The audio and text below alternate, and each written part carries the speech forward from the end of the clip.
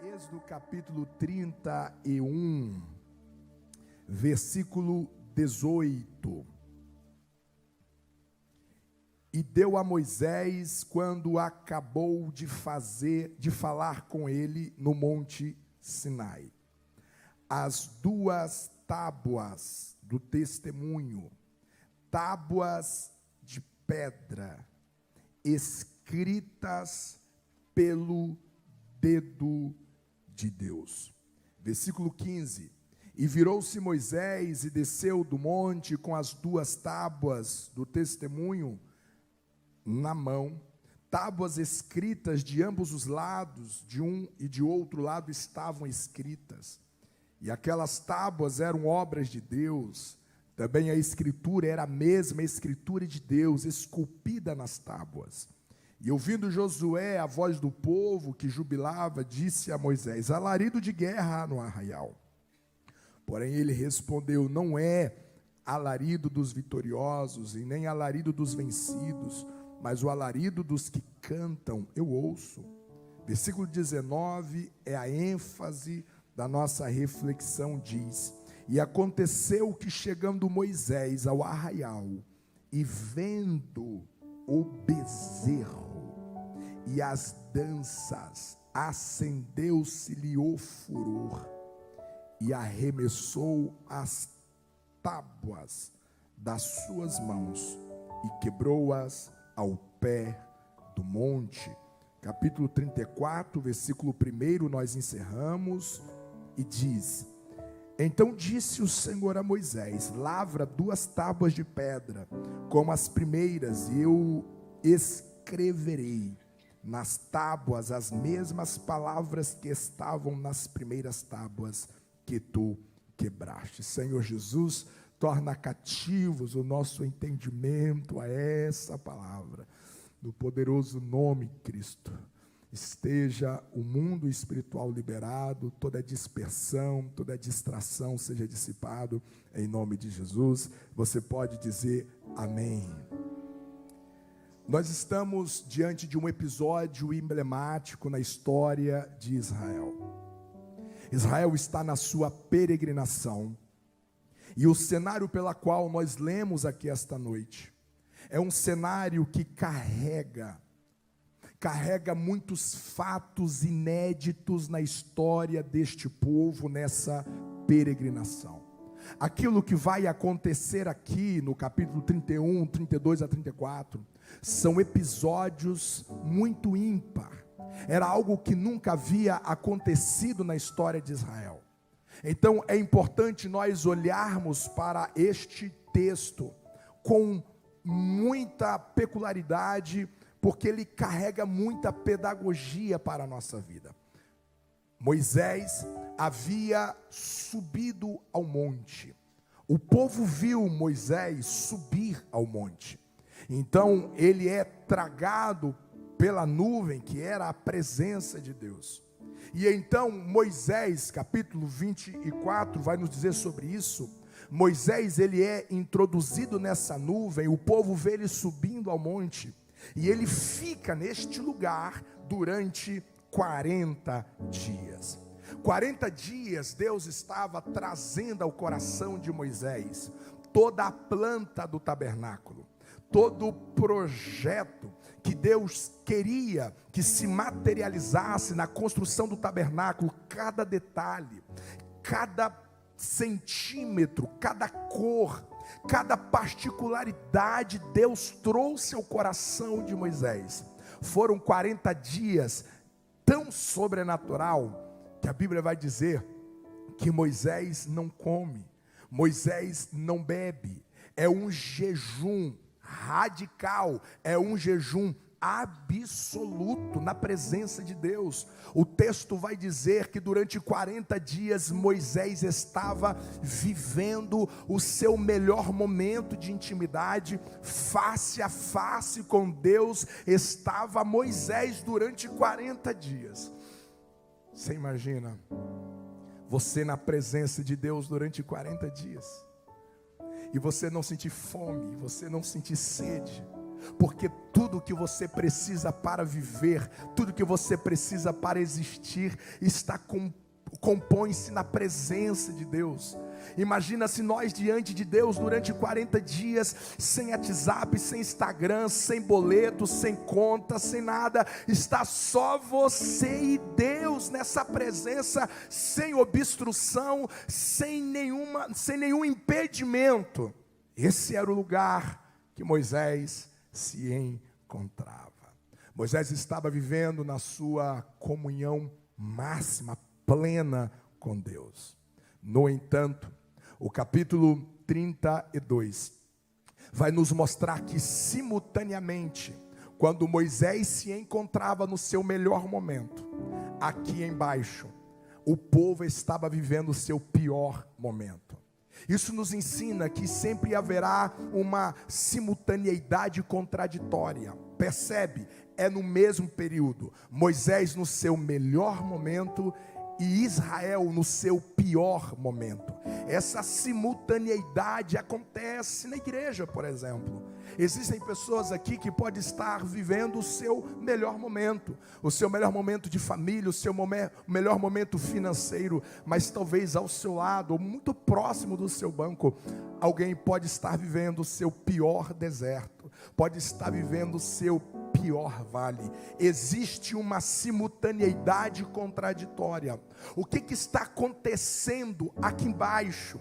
O que está acontecendo com o povo? Ao longo do capítulo 32, o texto vai nos descrever algumas coisas. Por exemplo, o texto vai dizer que quando o povo percebeu que Moisés não descia, o povo chega diante de Arão, o enquadra, o encurrala, o pressiona para que ele pudesse construir um ídolo, um Deus, para que eles pudessem olhar para este Deus e dizer: foi este Deus que nos tirou do Egito.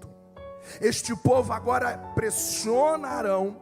Arão pede para que eles trouxessem as joias, os ouros que eles tinham, e então eles colocam dentro de uma forma, uma forma de um bezerro, e esse bezerro é fundido em forma de um ídolo, e este povo agora começa a cantar, começa a dançar ao redor deste ídolo, deste povo. Pela primeira vez você encontra a nação de Israel diante de um ídolo. É a primeira queda de idolatria que Israel vai cometer desde o seu êxodo. Israel está em pecado de idolatria por causa de 40 dias que eles não viram Moisés. Então eles cometem essa grande iniquidade diante do Senhor. Diante desse breve relato, algumas coisas preliminar para nós introduzir a nossa reflexão. A gente aprende que toda impaciência gera danos catastróficos. Você percebe que nós estamos falando de 40 dias. Nós não estamos falando de um ano, nós não estamos falando de 2 anos, nós estamos falando de 40 dias. 40 dias, esse povo que viu Deus fazer milagres, esse povo que viu Deus abrir o mar vermelho, que viu Deus trazer codornizes, trazer maná todos os dias, esse povo que viu Deus quebrar Faraó e todo o seu exército durante 40 dias, do que eles não estavam vendo foi suficiente para eles se deformarem. A impaciência é capaz de gerar danos seríssimos. A impaciência em relação a uma promessa liberada. A impaciência em relação a uma palavra de Deus sobre você. A impaciência sobre um tempo determinado. A impaciência sobre um processo que há de se concluir. A impaciência em relação a uma estação da sua vida, em relação a uma fase da sua casa, do seu lar, dos seus negócios. Na verdade, ao longo das Escrituras, você vê grandes catástrofes de consequências severas por causa da impaciência.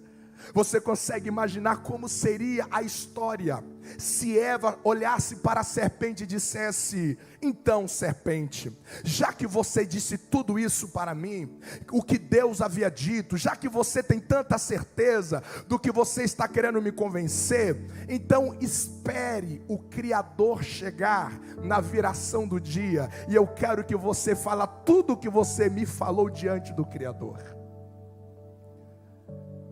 Você imagina se Esaú esperasse mais alguns minutos para chegar em casa e comer a refeição da sua mãe? Ele não precisaria negociar a sua primogenitura. Você percebe que muitas decisões que vai trazer consequências severas são tomadas pela impaciência.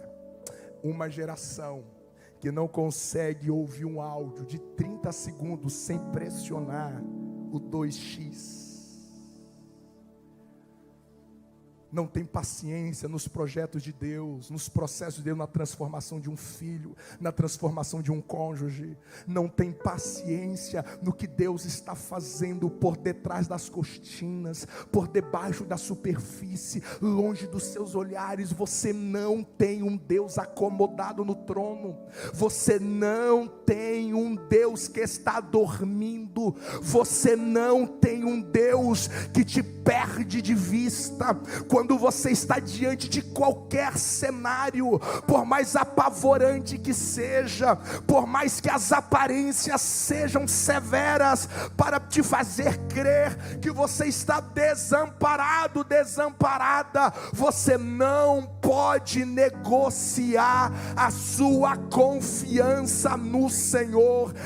Esperei com paciência no Senhor, e Ele ouvirá o meu clamor. A Bíblia diz que Deus trabalha em favor daqueles que nele esperam. Pode estar doendo, mas decida esperar. Pode estar perdendo muita coisa, mas decida esperar naquilo que Deus prometeu, naquilo que Deus liberou, porque pode passar os céus e a terra, mas a minha palavra, diz o Senhor, ela não passará. O diabo está apostando na sua precipitação. O diabo está apostando que você vai desistir, mas dá um grito ao mundo espiritual nesta manhã dizendo: aconteça o que acontecer, eu esperarei no Senhor, no Deus da minha salvação. Quem recebe esta palavra, levante a mão e dê um brado de glória ao Senhor.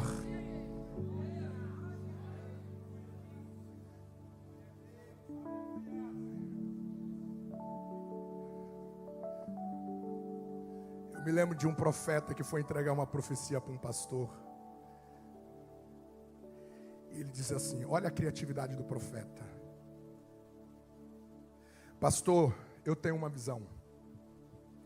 E nessa visão eu vejo uma grande pá de pedreiro, e ao lado dessa pá eu vejo uma palavra escrita chamada ciência.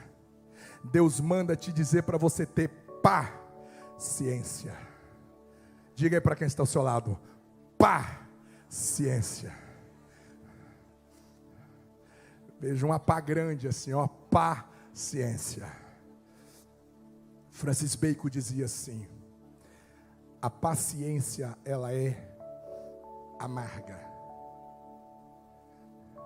mas os seus frutos são doces. Vamos dizer isso uns aos outros? Vamos lá, diga aí para quem está ao seu lado, diga assim: a paciência, ela é amarga, mas os seus frutos são doces. Esse texto nos fala que toda ingratidão ela deforma. Como assim, Israel? Como assim? 40 dias e vocês esqueceram tudo que Moisés fez?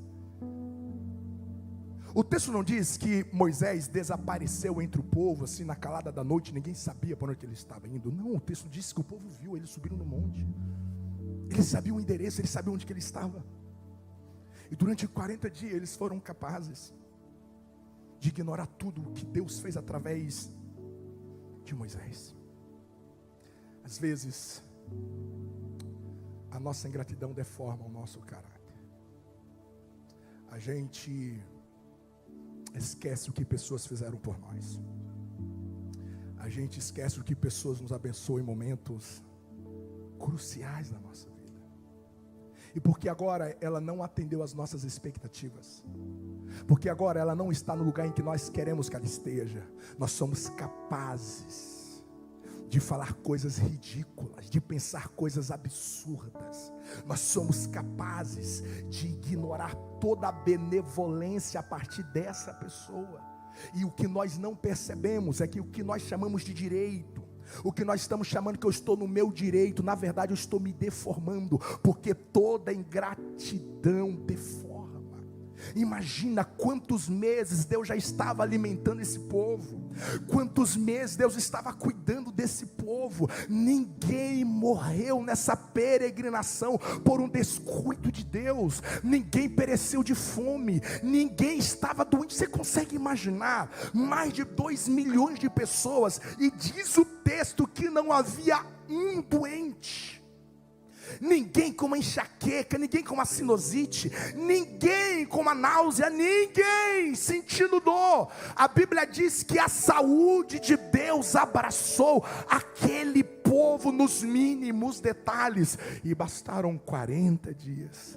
E esse povo agora substitui Deus por um bezerro. A ingratidão deforma. Esse texto nos diz que toda suposição equivocada traz consequências trágicas. Você percebe que este povo deduz: esse Moisés não vai voltar. Mas quem disse para eles que ele não voltaria?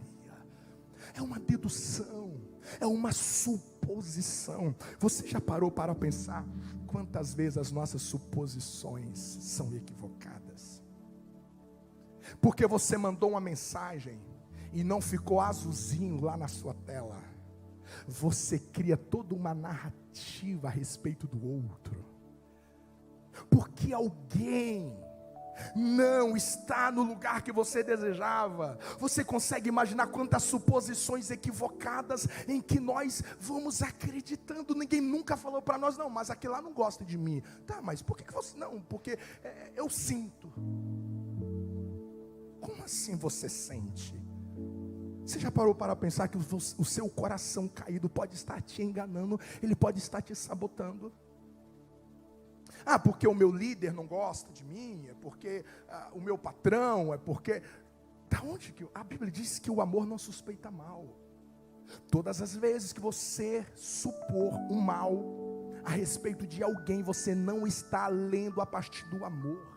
Porque o amor não suspeita mal. As suas reações diante das pressões são determinantes.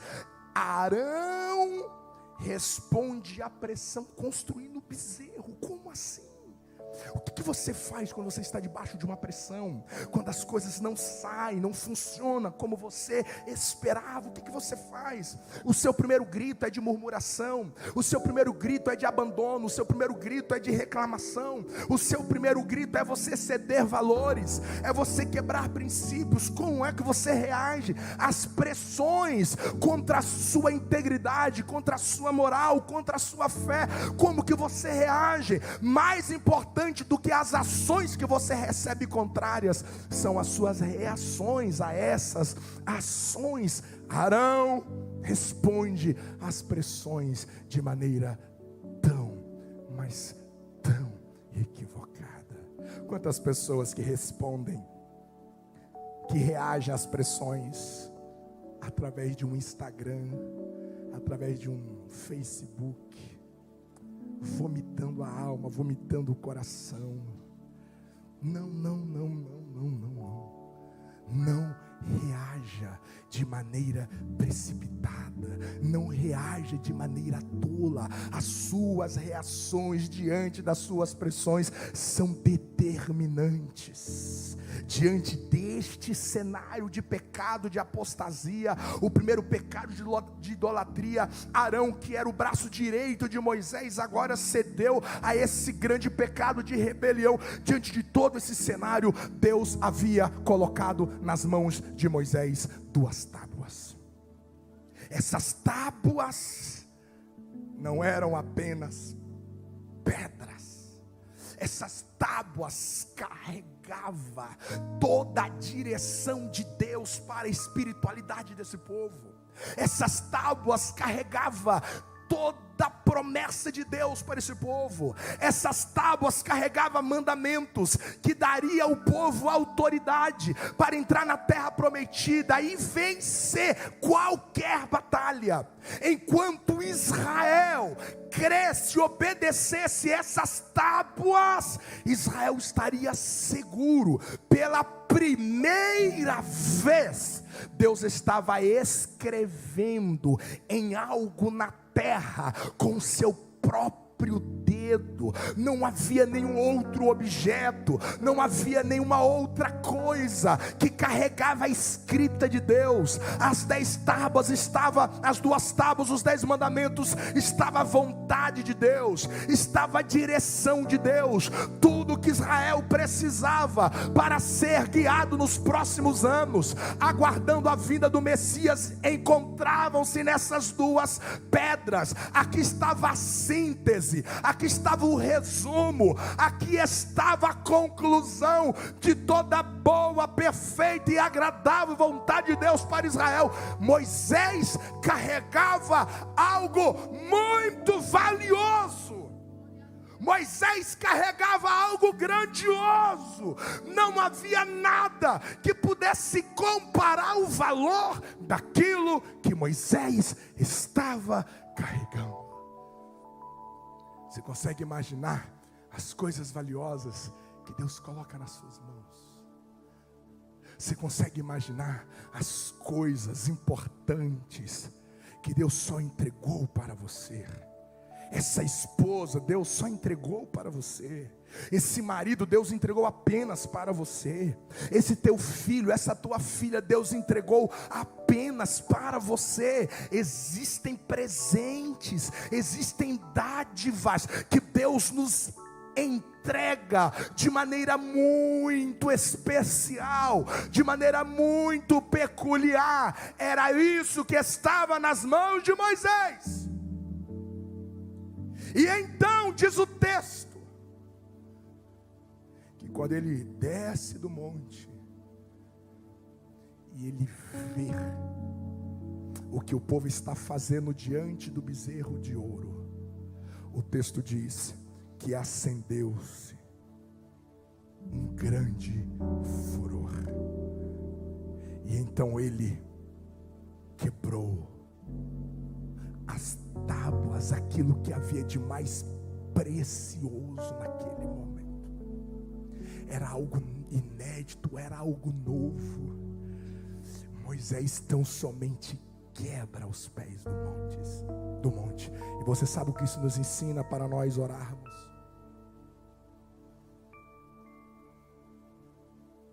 Não deixe que as suas emoções extremas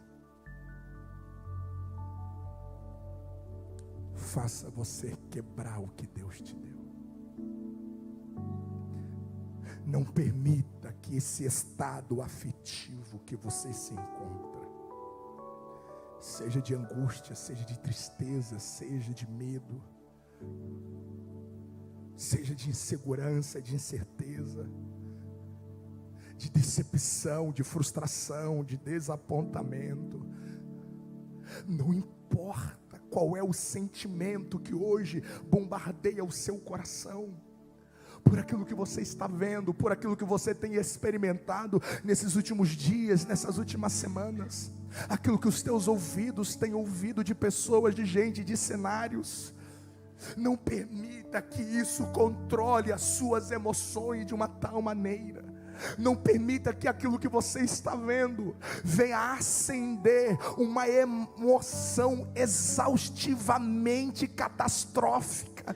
Não permita que essas emoções lhe façam quebrar o que Deus te deu. Não permita que essas emoções desequilibradas, esse temperamento que está querendo desequilibrar você, essas emoções que está querendo ser entronizadas nas suas decisões, e você está prestes a fazer escolhas, e você está prestes a dar um passo que você vai quebrar aquilo que é valioso, você vai abandonar aquilo que é precioso, você vai desistir daquilo que Deus te entregou. Não permita que as suas emoções extremas lhe façam quebrar o que Deus te deu. Eu venho esta manhã te lembrar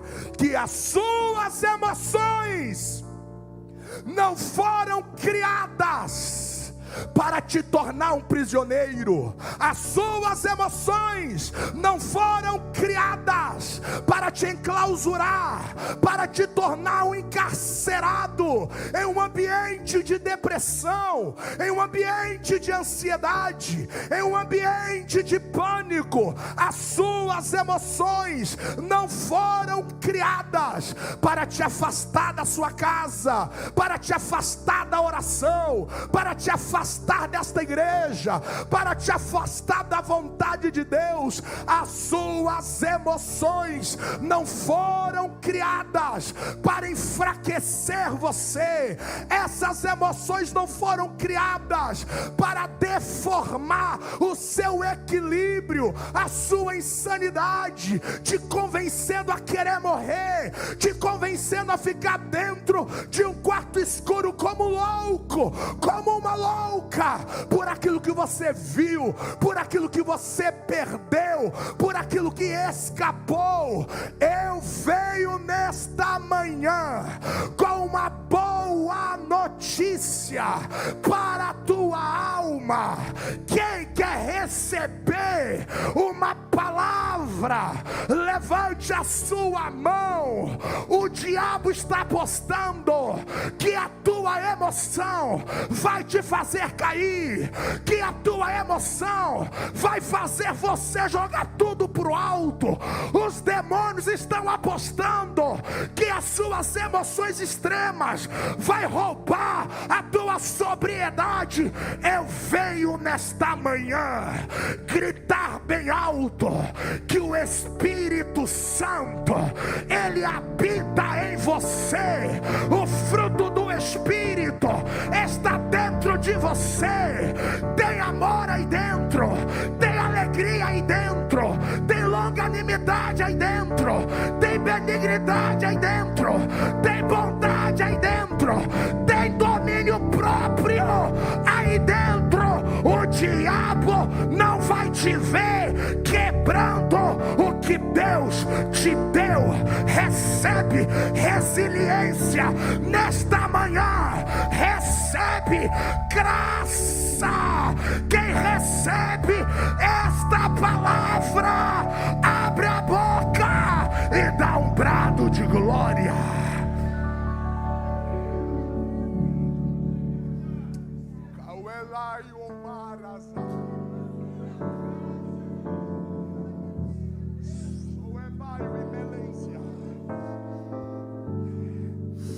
Alara colemire de Sanlavusasa. Remblesio, alacalembore demência. Olhe para a tua angústia nesta manhã. Olhe para os teus medos nesta manhã. Olhe para os teus pavores nesta manhã. Olhe para as suas frustrações nesta manhã e dá um grito dizendo: eu não vou quebrar o que Deus me deu. Você não me fará retroceder na minha identidade, no meu propósito e no meu destino. O que Deus me deu está protegido. O que Deus me deu está guardado. O que Deus me deu, eu não vou entregar minha casa, eu não vou entregar o meu casamento, eu não vou entregar o meu emprego, eu não vou entregar o meu trabalho, eu não vou entregar a minha promessa. Eu vou segurar, eu vou guardar o que Deus me entregou. Quem recebe esta palavra nesta manhã, bendito seja o nome do Senhor.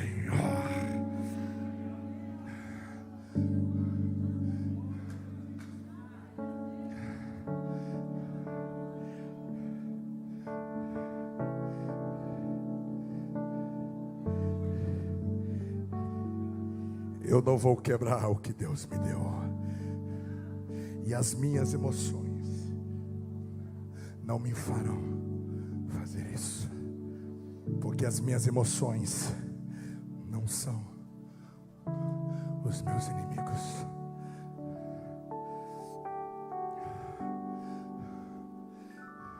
Eu sei que o grande dilema social do nosso tempo são as nossas emoções. As maiores prisões são construídas em cárceres emocionais. Em nome de Jesus, saia dessa prisão hoje. Toma de volta aquilo que Deus te entregou. Essas emoções não vai fazer você quebrar o que Deus te entregou. Você recebe essa palavra?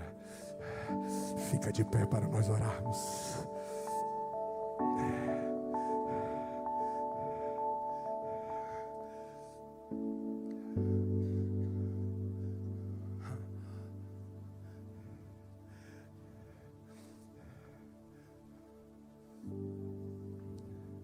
Não permita que as suas emoções extremas te façam quebrar.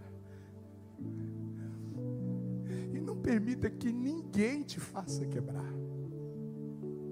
Porque as emoções é algo interno.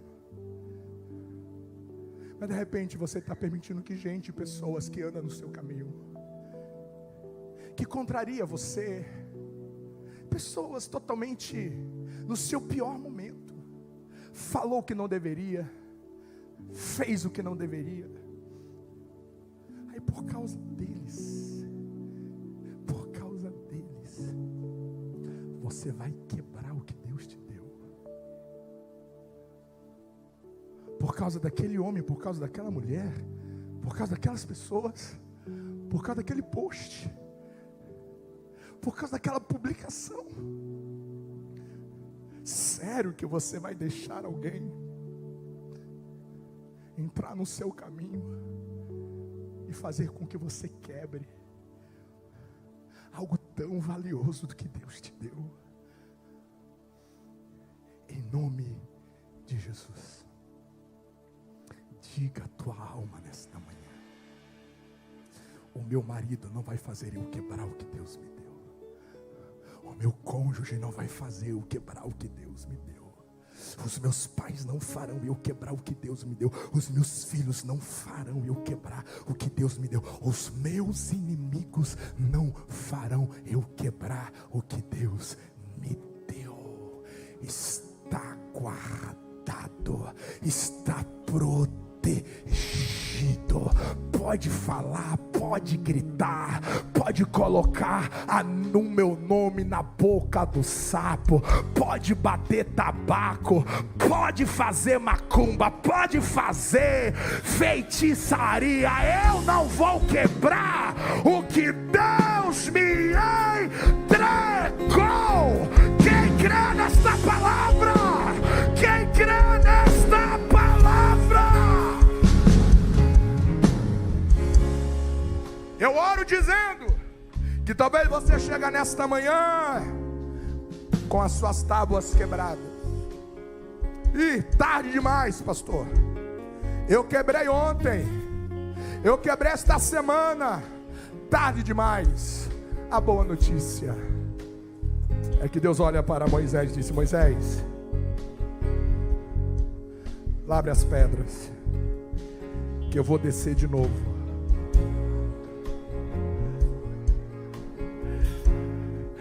Eu vou descer de novo.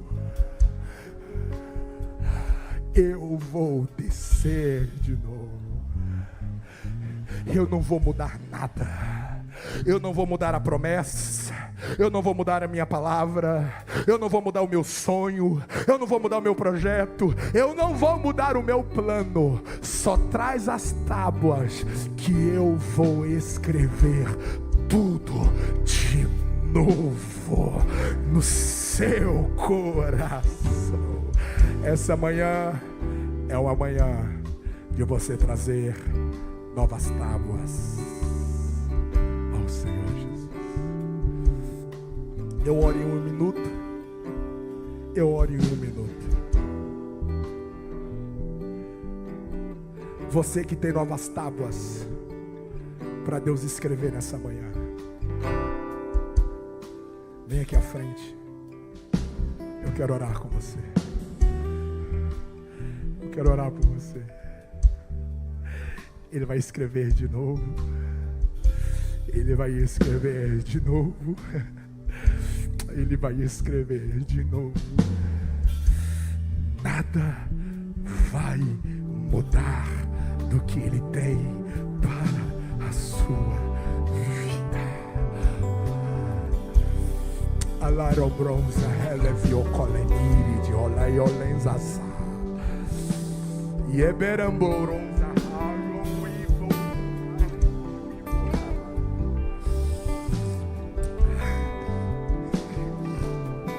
Ela marantela no fere, ti aleca lemo evolenzazia. Ela bruki alenzia reovori de diama ayo colemis. Ela yo fere de kelemi de tolemente das. Olha Ele escrevendo nas tábuas do teu coração mais uma vez. Olha Ele dizer: eu te dou uma nova chance. Olha Ele dizer: vamos recomeçar de novo. Vamos recomeçar de novo. Eu te entrego novamente. Eu te entrego novamente. A minha graça te restaura nesta manhã. O meu perdão te restaura nesta manhã. O meu perdão te abraça nesta manhã. Ele pode de carrela vossa semelho colevai ou aridires. Olha Ele entrando nas suas emoções, aonde que o terapeuta não entra, aonde que a farmacologia não entra, aonde que o psiquiatra não entra. Ele está entrando com o seu espírito. Ele está firmando as tuas emoções.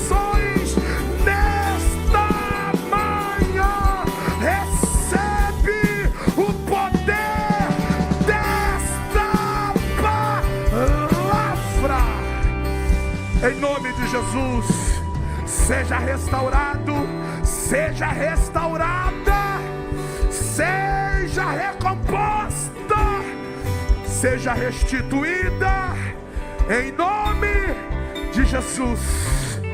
Ele te abraça, Ele te entrega novamente. Olha este presente que Ele te dá, olha esta dádiva que Ele te entrega. Recebe hoje, recebe nesta manhã, em nome de Jesus, em nome de Jesus, em nome